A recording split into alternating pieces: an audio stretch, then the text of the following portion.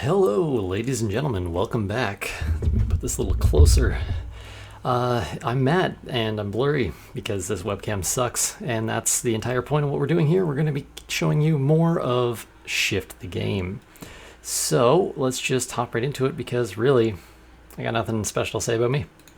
So here we are looking at the game today. As I said, I'm going to try to be doing these videos about every day. The last one was the first one, which was really long. It gave you a huge overview of the game. Today I'm going to try to keep things a little bit simpler. So you're probably going to look at this and be like, wow, things look different. And hopefully that means I've done a lot of work today. I don't know if I'd say I've done an absolutely monstrous amount of work today, but I've certainly put in quite a few hours. And what I'm really working on right now is environmental effects. So I have the basic function of the character down. It's still very rough around the edges, but really what I want to get working is a bit of a look at the actual visual effects in the game. Because frankly, let's be really blunt and honest here, when people look at a game, you can tell when it's really well done, and that's like all the little like shiny things are included and all the corners are rounded off nicely, and so that's what we've been working on today. So with that being said, I guess I'll get into what I've been doing. So I really want the environment to stand out. So yesterday it kind of looked more like this, which is still going to be the boss room. I'm going to add a little more detail to this eventually, but I like the plainness of a nice open area to fight the boss in. And yeah, so today what I've been trying to do is add other environmental areas. So just like I showed you if you watched the entire other video, where there was all these kind of tiles and then they connected. I'm still going with that kind of plan in mind. And so now I've kind of worked out a system to actually make that function and play in game. So we'll turn these stats off. I guess I can just kind of run through it and show you the actual in-game footage. So I'm working on getting some foliage and just some kind of like little environmental effects, these little flowers on the hill and stuff like that, into the actual level design. I worked and kind of built out this kind of edge mode right now. See, I'm getting some weird flickering, which is new to me. I don't know exactly what's causing that, but we'll try to figure that out later.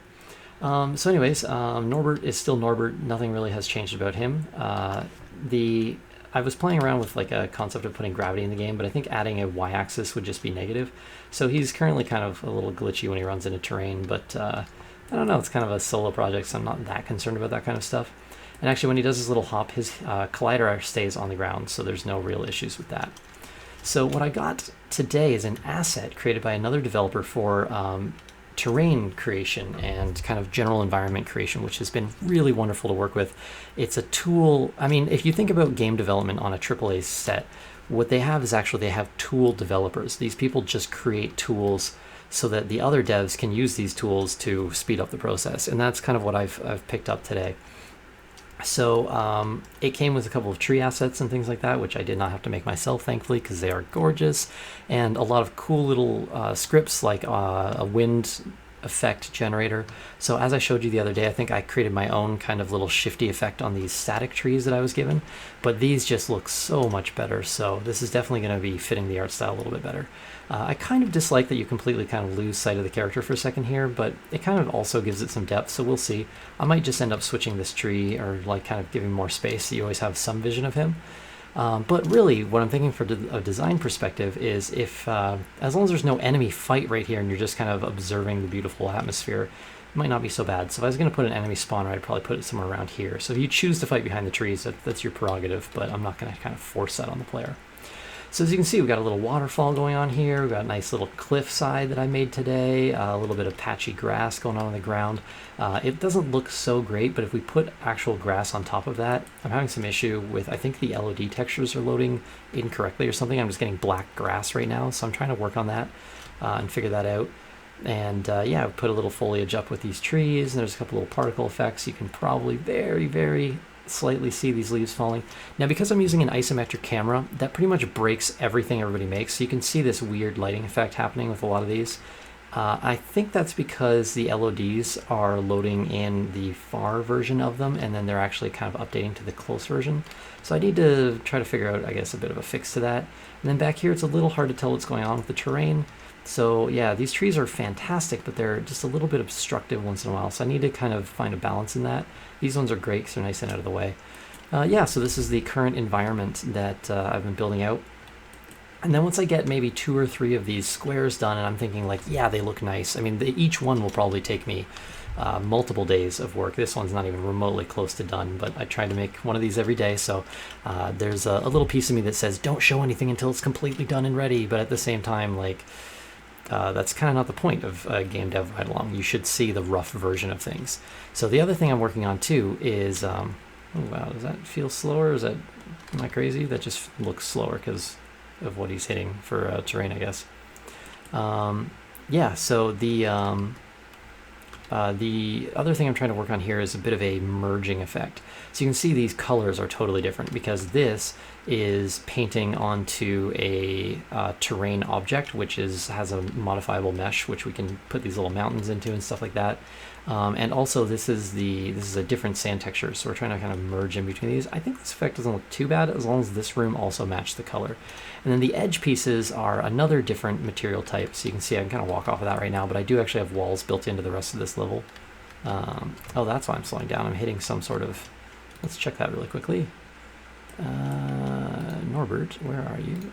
I want to jump to you and see what he's connecting with. I'm not sure. I don't see any sort of terrain. So every once in a while, because it's a editable terrain mesh, there's a bit of a hitbox issue, but I'm not seeing anything he's colliding with. But he's definitely getting caught on a bunch of stuff and slowing down a bunch. So anyways, I'll look into that when the video's over. So what I was saying is that there are actually hitboxes. So you can see, I think it's extending a little bit far right now, but it is. Yeah, so there is actually like a wall around this room, and I've kind of set it up on these little lines. So again, it's a bit of a stylistic effect, but I don't necessarily mind that this looks the way that it does. It kind of stands out. I think it would look better if it blended in completely, but at the same time, it does identify kind of where you can and cannot go. So I do need to fix that, though. That's obviously jutting out way too far. And then after that, yeah, you'll kind of traverse through this area, and then you'll work your way up to the boss room where, like, you get into this boss fight that I think I displayed to everybody yesterday. So yeah, so the other thing too is I want to have a bit of an incentive mixed in with the enemies. So what I'm going to be building in the next couple of weeks is a system where we reward you for killing enemies and for kind of searching around the area.